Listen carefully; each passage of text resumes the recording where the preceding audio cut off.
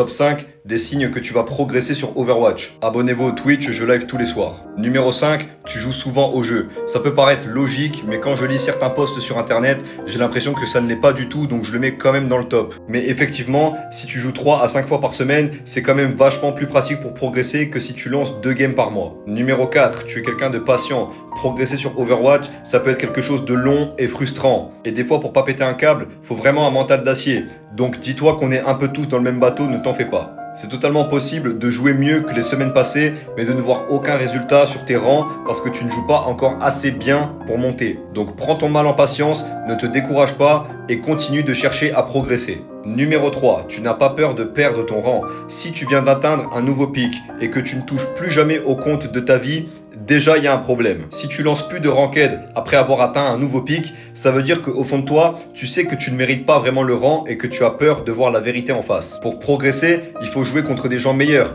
même si ça implique de démote et de faire des lose streaks parfois. Tu viens d'atteindre un nouveau pic, tant mieux, relance des games, joue contre des gens forts, vois les erreurs que tu fais et continue d'avancer. Numéro 2, tu joues pour apprendre et pas pour gagner. Gagner est une conséquence du fait de progresser, mais progresser n'est pas une conséquence du fait de gagner. Qu'est-ce que ça veut dire mon charabia? Ça veut dire que des fois pour progresser, il faut accepter de jouer un petit peu moins bien parce que tu es en train d'implémenter de nouvelles choses. Admettons, tu es en train de travailler un nouveau concept ou une nouvelle mécanique et du coup pendant toute ta session de jeu, tu vas te concentrer uniquement sur ça.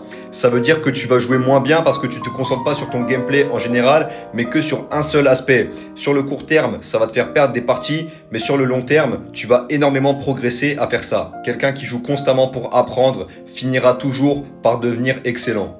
Numéro 1, tu rejettes la faute sur toi-même. Il n'y a pas plus belle mentalité, je trouve, que de systématiquement dire « my bad » et de chercher à comprendre ce que nous, on a fait de mal au lieu de s'intéresser aux autres. Si tu as la force mentale pour constamment te dire « my bad » même quand tu as fait une bonne partie, parce que c'est facile de dire « my bad » quand tu as fait une mauvaise partie, mais quand tu fais une bonne partie, si tu arrives à te dire « ok, c'est de ma faute, j'aurais pu faire mieux », si tu as ce genre de mentalité, je sais que tu vas devenir un tueur au jeu.